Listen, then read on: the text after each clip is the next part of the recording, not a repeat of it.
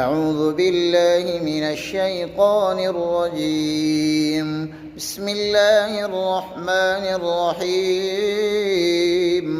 ياسين والقرآن الحكيم إنك لمن المرسلين على صراط مستقيم تنزيل العزيز الرحيم لتنذر قوما ما أنذر آباؤهم فهم غافلون. لقد حق القول على أكثرهم فهم لا يؤمنون.